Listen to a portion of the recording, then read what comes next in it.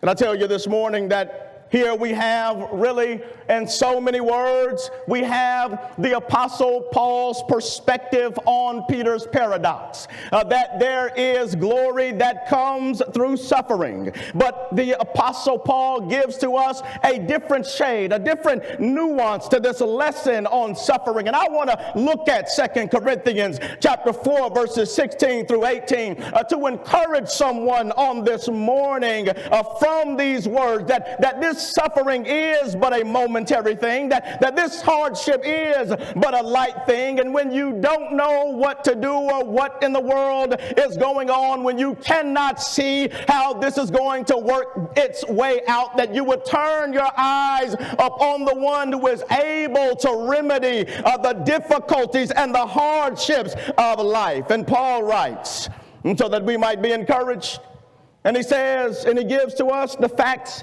of our trials in two summary statements.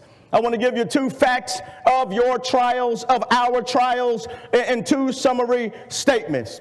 Paul is going to tell us in verse number 17 that God is involved in a transforming work through our sufferings.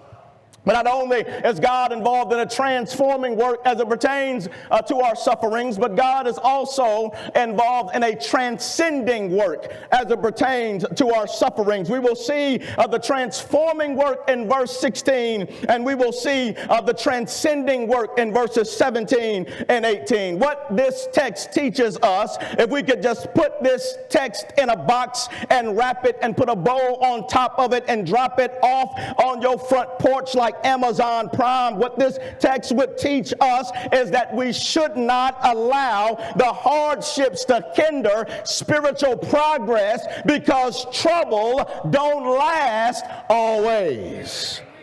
I wish I had something more fancy for you this morning.